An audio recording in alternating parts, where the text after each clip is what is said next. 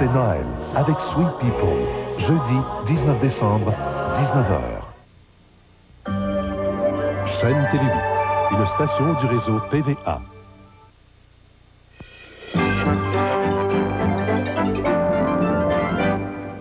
Mesdames, Messieurs, bonsoir. Québec a décidé de relancer l'économie de la grande région de Montréal avec un plan stratégique de 415 millions de dollars sur 5 ans.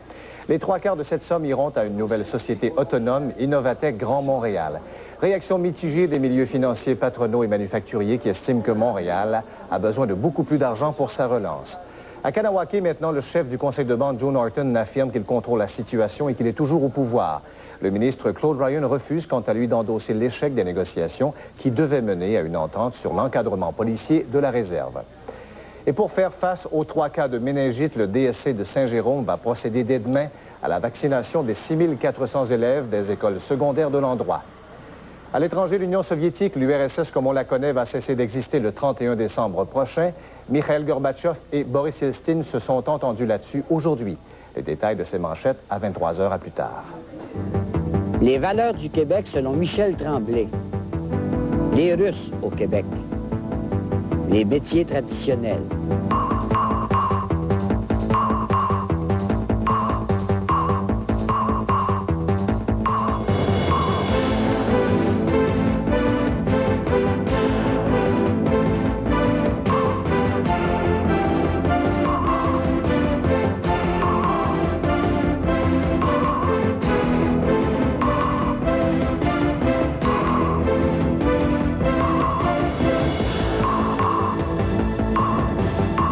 Madame, monsieur, bonsoir. Ben, ça n'a quasiment pas de bon sens, c'est vrai, mais nous sommes déjà rendus à Noël.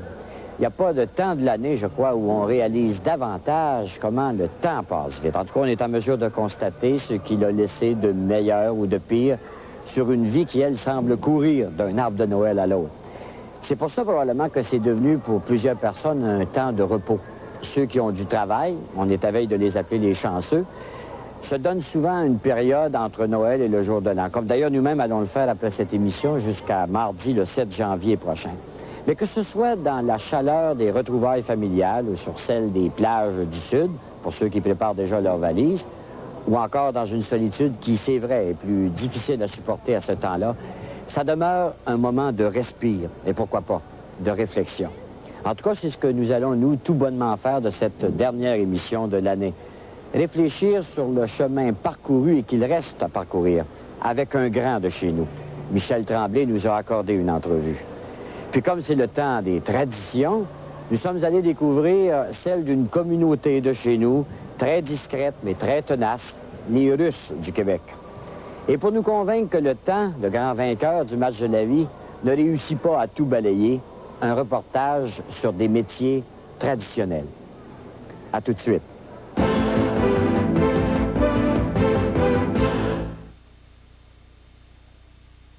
Vous êtes prêts pour samedi? Mais vous n'avez pas oublié, là. Chaque samedi, c'est le 42 fait tirer un gros lot d'1 million. 1 million? C'est 1 million, puis avec ça, ben, t'es millionnaire. C'est le 42. C'est juste au Québec que ça se gagne. 1 million? Je dirais pas non. Ça, là, c'est un bleuet de ma serre hydroponique. Il y en avait des plus gros, mais j'avais pas de photo. Hey, ça, c'est quand j'étais chauffeur de la première ministre. Elle est rentrée juste par une voie. Une chance que je suis allé voter, sinon j'aurais pas eu de job. Le nouveau film Kodak Gold 400, des couleurs plus riches pour des souvenirs plus authentiques.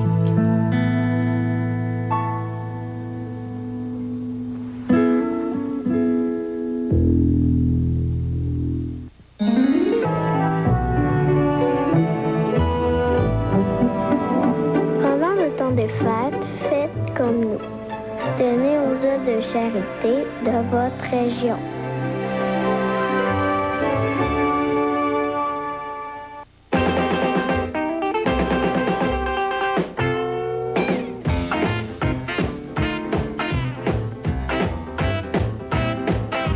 Suffit d'un peu parce que du beurre.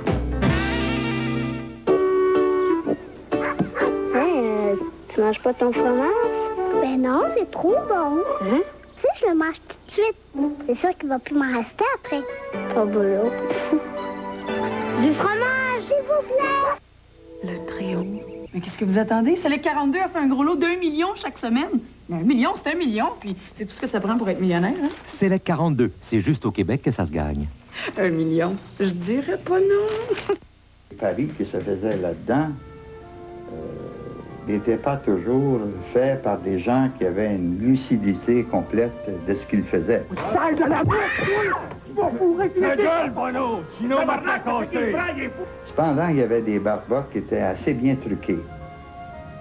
Il y avait des faux murs. Vous pouvez sortir, les boys, ils sont partis.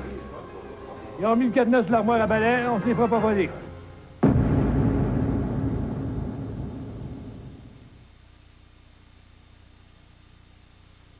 Lorsque nous sommes allés rencontrer Michel Tremblay, le dramaturge, le romancier, le conteur, en fait l'auteur le plus important de notre génération, je lui ai cité un commentaire qui disait de lui, qui reçoit maintenant des doctorats honorifiques, qu'il était l'interprète de notre mémoire collective. Il s'est éclaté de rire parce qu'il dit que c'est beaucoup trop pompeux pour lui. Mais en fait, c'est ce qu'il a fait. Il a inscrit le tout premier, l'histoire de notre passé récent, avant qu'on mette trop de temps à le découvrir. Lui, il aime mieux s'appeler commentateur de cette période, de son enfance et de son adolescence, celle de la première génération de Montréalais nés de Montréalais. Il a transposé dans son œuvre littéraire les personnages qu'il a connus ici, sur cette rue Fabre, mais en leur donnant une valeur symbolique et mythique qui leur donne une signification universelle. C'est au point qu'on peut dire que le plateau Mont-Royal sert maintenant à comprendre la condition humaine. Il nous semblait important de tourner la page 1991 sous les regards et l'observation d'un de nos géants. Dis-moi, quand on dit du peuple québécois que c'est un peuple qui n'a pas de mémoire, même si sa devise, c'est « je me souviens », es-tu d'accord avec ça? Je trouve que c'est un peuple qui n'a pas beaucoup de... qui n'est pas très conséquent, qui n'est pas très vigilant. Alors évidemment, quand on n'est pas conséquent, on oublie vite. Je pense qu'on fait des petits pas, puis on oublie qu'on les a faits, ou on prend pour acquis qu'ils sont faits pour toujours, sans être trop vigilant. Puis je trouve qu'il y a quelque chose de beau dans l'absurdité de l'existence du peuple québécois. Je veux dire, un petit peuple de 5 millions d'habitants dans un bassin de 300 millions d'habitants d'une autre langue, ça a quelque chose de têtu que j'aime beaucoup. Ça a quelque chose de... et même d'absurde. Je veux dire, ça serait tellement de l'Amérique du Nord, ou le Canada en particulier, ça serait tellement plus vivable si on décidait de devenir anglophone. Surtout qu'on perd de la fierté, ce qui nous tient debout, ce qui devrait nous tenir en vie, c'est la fierté d'être des francophones dans un milieu anglophone, puis de vouloir le rester. Et à tous les 10 ans, on la perd. D'un coup, on est content parce qu'on revient, puis on appelle ça le nationalisme, ce qui n'est pas toujours vrai de toute façon. On la perd, cette fierté-là, puis là, on a l'impression qu'il n'y a plus rien qui se passe. D'un coup, pendant 2-3 ans, on est fiers de nous parce qu'on se met à y repenser, puis qu'on est donc intelligent, puis on veut rester francophone. Puis aussitôt qu'on gagne un petit quelque chose, j'ai l'impression qu'on oublie cette fierté-là, s'atténue, alors que c'est ce qui devrait... C'est notre feu intérieur, cette à laquelle des deux périodes on est le plus heureux collectivement, c'est quand on est en effervescence nationale. On devrait être toujours en effervescence, pas nécessairement nationale. Bon, c'est un mot qui fait peur à tout le monde, le nationalisme, parce que c'est un mot qui est plus à la mode, là. Mais quand on est fiers ensemble, quand on est fiers en même temps, puis on devrait l'être, parce qu'on n'est pas beaucoup de monde. On le dit assez qu'on est en... On le dit tellement aussi qu'on est toujours au bord de disparaître dans l'indifférence générale, qu'on oublie que c'est vrai. Ceux que tu as racontés, ceux que tu as fait vivre sur scène ou dans tes romans, sont des gens qui avaient des valeurs bien particulières. C'était quoi qui te séduisait le plus, le côté le plus positif de ces valeurs-là, que tu as voulu nous transmettre, de ces gens-là? Je pense que c'était le courage. Ce qui m'a beaucoup fasciné dans l'histoire de Montréal en particulier, bon, parce que je suis un Montréalais, puis je parle beaucoup des Montréalais, c'est le fait que ma génération, les gens de notre génération, on est les premiers vrais Montréalais, c'est-à-dire qu'on est les premiers Montréalais nés dans une ville de parents nés en ville. La génération avant nous, ils étaient tous nés de parents nés à la campagne. Alors c'était une génération qui était comme prise entre la campagne et la ville, et c'est ça qui me fascinait. C'était deux espèces de valeurs, peut-être pas contraires, mais oui, des fois contraires. C'était deux valeurs, c'était le choc de deux choses. Ce qui me fascinait beaucoup dans dans ces valeurs-là aussi, c'était le fait que je dis souvent qu'on doit aux femmes d'être restés francophones, parce que quand les hommes sont venus travailler en ville, ils sont venus travailler pour les Anglais, ils sont venus travailler en anglais pour les Anglais, puis c'est les femmes à la maison qui ont insisté pour garder le français. Et c'est comme ça que le joual est né. Le joual est né de la rencontre des mots que les hommes rapportaient du travail et des femmes des mots des femmes qui étaient des mots de vieux français. C'est ces choses-là que je veux charrier. C'est ce que j'ai essayé de faire dans la maison suspendue, par exemple, de faire 3 générations. Quand on était petit, on en rêvait tellement du Duhamel. Tu te rappelles pas? On en rêvait parce qu'on s'ennuyait l'été et qu'on pensait que c'était plus intéressant ici. Quand on arrivait ici, on se mettait à s'ennuyer de la ville parce que c'est plat ici. On a la chance là, de pouvoir en profiter toute une belle semaine. On laisse faire la beauté de la campagne et la belle semaine. Après, on va en passer sur le balcon de la rue Fort-Édouard, ça dépend juste de moi. Quand tu vas avoir fini ton beau sermon, tu vas repartir mes valises. Vous dites qu'elle a donc découragé une conversation, elle. Peut-être que vous disais tantôt que la valeur que les générations de Québécois, par exemple, comme ceux que tu mets en scène en même temps dans la pièce La Maison Suspendue. C'est un rêve. C'est un rêve. C'est pas un rêve américain. Qui est un rêve, c'est le vouloir, la volonté d'être quelqu'un, d'être reconnu comme quelqu'un. J'ai fait beaucoup de pièces où des personnages, des fois individuellement, des fois collectivement, voulaient devenir quelqu'un. Le rêve a changé. Le rêve de la campagne, c'était la ville. Le rêve de la ville, comme la ville était un enfer, le rêve de la ville, c'était la Maine. Puis quand on arrivait, on partait de la campagne, on venait en ville, puis qu'on aboutissait sur la Maine, on se rendait compte que la Maine, c'était pas la fin du monde, que c'était un rêve de bloqué, c'était un rêve de silencieux. Donc, c'est après la Maine, il y a la vraie découverte de soi. Mais c'est ça qu'on se faisait transmettre. C'était une espèce... C'est comme si... Bon, on traverse une période comme ça, c'est comme si on rêvait d'être quelqu'un, mais qu'on ne comprenait pas toujours les moyens de le devenir parce qu'on a peur aussi. Et la poussée indépendantiste, ça fait partie du rêve aussi? Oui, la poussée indépendantiste des années 60-70, ça a été le moment où on était le plus près, où on a tendu la main, où notre index a été le plus près du but. Après ça, bon... Et la poussée indépendantiste des années 90? Bien, c'est-à-dire que moi, je trouve plus qu'il y a une poussée indépendantiste maintenant. Il n'y a rien que je trouve de plus déprimant que la souveraineté. Je trouve que c'est un mot plate. Je ne sais pas ce que ça veut dire. Je suis peut-être très ignorant. Je lis pourtant les journaux, j'écoute les nouvelles. Mais la souveraineté, puis la souveraineté association, je comprends pas ce que c'est. C'est quoi être à moitié quelqu'un, puis à moitié quelqu'un d'autre, puis d'avoir un passeport à soi, mais qui est le passeport à quelqu'un d'autre, puis de l'argent à soi, qui est pas de l'argent à soi, mais qui est de l'argent... Je sais pas, quand à partager, bien, restons canadiens. Je veux dire, toute cette histoire de souveraineté, c'est peut-être parce que je suis pas très intelligent en politique. Mon côté, c'est plus un côté humaniste qu'un côté vraiment politique. Mais je comprends pas ça, s'associer. Pourquoi s'associer? On l'est, là. C'est comme... On est à l'ère de l'euphémisme, là. Tout le monde dit ça, tu sais. On appelle les non-voyants, puis les malentendants, puis les morts d'une longue maladie, là. Bon, ben, la souveraineté association, pour moi, c'est ça. Il est mort d'une longue maladie. Je comprends pas ce que ça veut dire. Ça me tente d'être quelqu'un, ça me tente pas d'être la moitié de quelqu'un puis la moitié de quelqu'un d'autre. Dans les années 70, comme notre génération, j'ai rêvé, j'ai presque atteint le but de devenir quelqu'un. Là, tout ce qu'on m'offre, c'est la moitié. Écoute, donc, je vais rester canadien. Donc, c'est ça, je veux dire. J'allais te poser la question. Si y a un référendum l'année prochaine, tu vas voter comment? Bien, c'est bien évident que je vais voter du bon côté. C'est bien évident que j'empêcherai pas la souveraineté association de se produire, mais je trouve ça déprimant pareil. Je veux dire, c'est mieux ça que d'autres. C'est plate, hein, de se contenter. Encore une fois, on va peut-être encore se contenter de moins en se disant que c'est mieux que rien pantoute. On est plate à la longue, tu sais.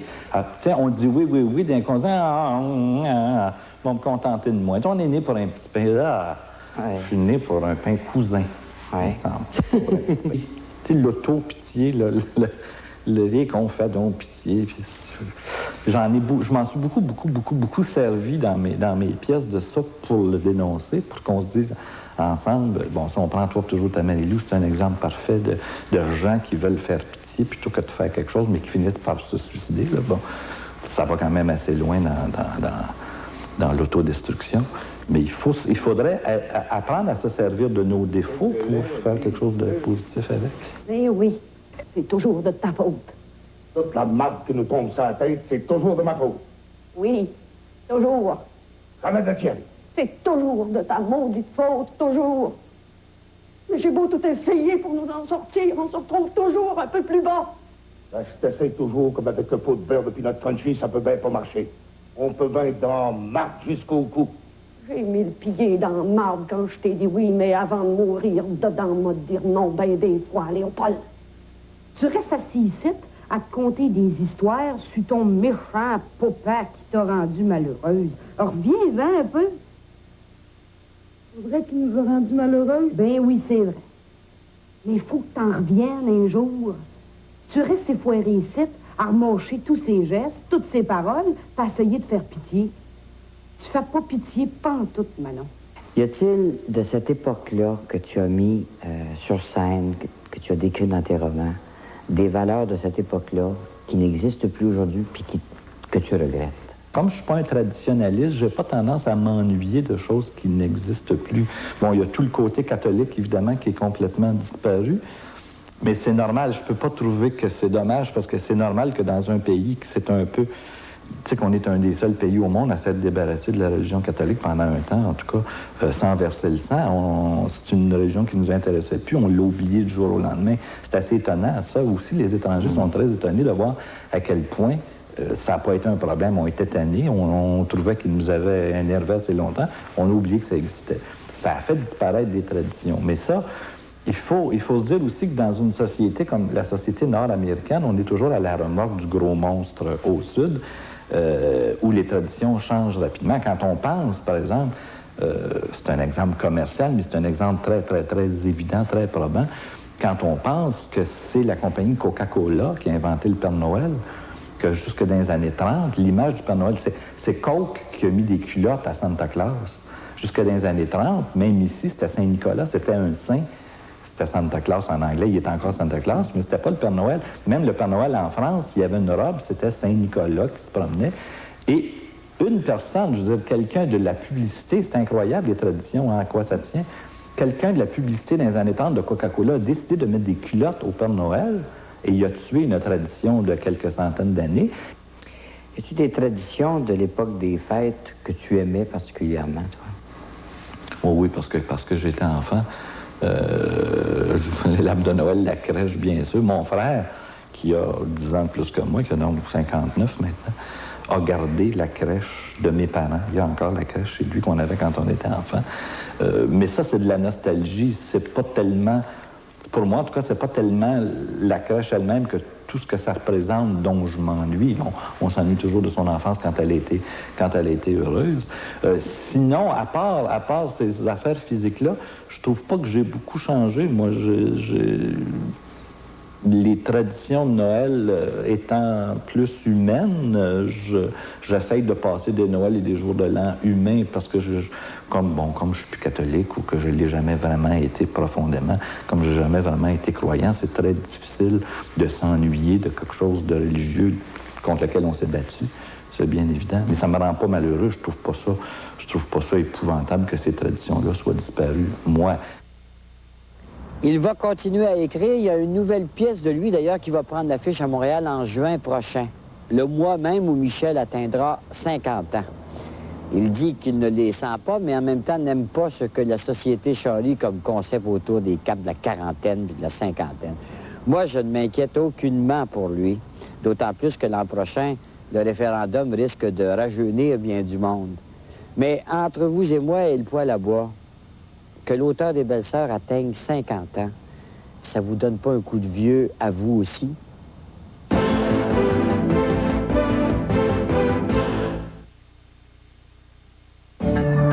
Si vous étiez loin du Québec depuis plusieurs années, transposé sur le sol d'un autre peuple, si vous étiez né de Québécois à l'étranger, pensez-vous que vous mangeriez de la dinde avec des attacas le soir de Noël? La question est idiote, bien sûr, mais c'est pour vous amener à l'idée des traditions nationales que certains groupes maintiennent, même quand ils sont loin du vieux pays. Nous avons un exemple sympathique à vous présenter. Dans la municipalité de 7000 habitants de Rawdon, au nord de Montréal, sur la rue, vous allez rencontrer des Russes, des Polonais, des Allemands, des Ukrainiens, des Québécois aussi, bien sûr. qui vivent là, qui se fréquentent et qui se sont intégrés sans s'assimiler. Nous sommes allés rencontrer ceux de la communauté russe. Ça nous semblait indiquer en cette fin d'année où on a tellement parlé de leur pays. Et nous n'avons pas été surpris du tout de découvrir que leur cœur battait encore pour la vieille patrie.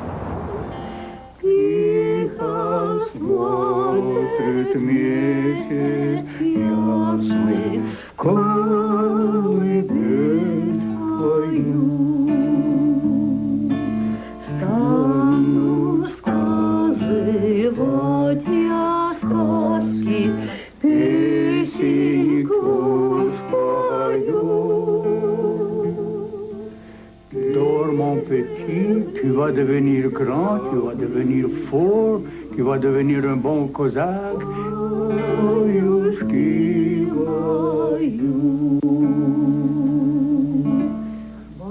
Les premiers sont arrivés en 1920, au lendemain de la Révolution russe.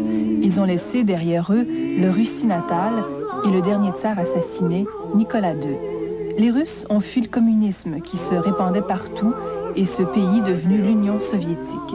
Ils se sont achetés des dachas, des maisons de campagne à Radin, et ils résidaient à Montréal. Puis une deuxième vague est arrivée après la Seconde Guerre mondiale. Les Levtchouk en faisaient partie. Некогда было, а когда нас снимают, как раз, когда у нас беспорядок. А, папочка? Georges et Maria ont fait de leur dacha leur résidence permanente. Il y a environ une trentaine de familles russes à Radin, dont plusieurs retraités. Mais pourquoi vous avez choisi Radin? Parce que ça nous a plu, comme la verdure, les bouleaux. Il y en a tant de bouleaux qui sont tellement vénérés en Russie. Vous savez, le bouleau, ça représente une jeune fille dans la forêt. Vous savez, c'est l'image d'une jeune fille. D'ailleurs, le tout, comme je vous ai dit, les forêts, l'espace... Ça ressemble à votre pays? À la Russie, c'est pour ça aussi.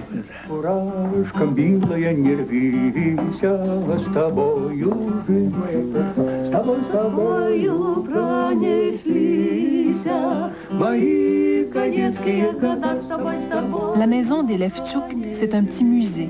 On y retrouve entre autres des tableaux de parents qui ont servi dans l'armée du tsar.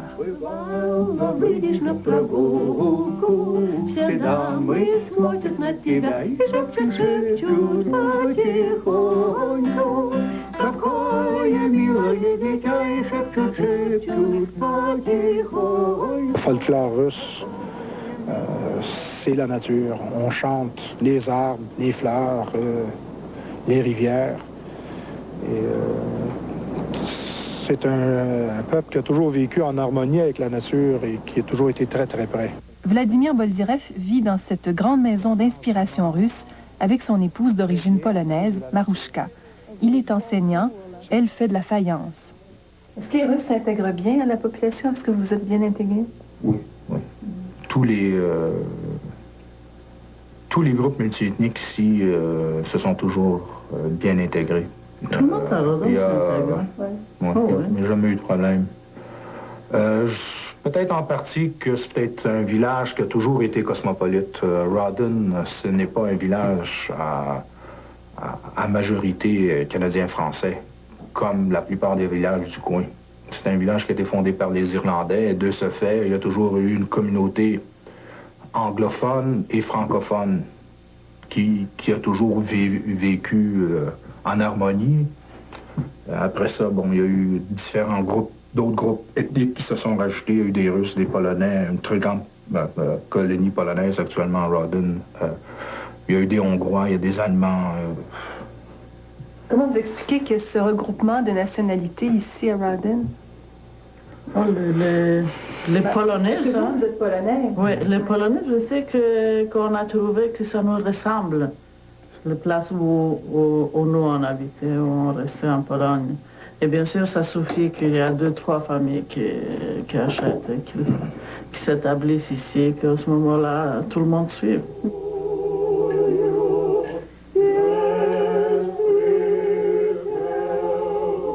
Le peuple russe est très religieux. La messe est encore célébrée en slavon, qui est aux Russes ce que le latin est aux Français. La messe est chantée. On y assiste debout du début à la fin. À Rawdon, il y a 2 paroisses orthodoxes russes. D'abord celle de Saint-Séraphin, fondée par Oleg Boldyrev, le père de Vladimir. Il a aujourd'hui 80 ans. Vous avez bâti votre église? Oui. Moi, je tapais le marteau aussi. Plusieurs jours. Ici, c'est le jour de consécration de la chapelle, la foule dans notre jardin ici. Puis il y a eu le cimetière. Pourquoi j'ai voulu le cimetière? Ouais.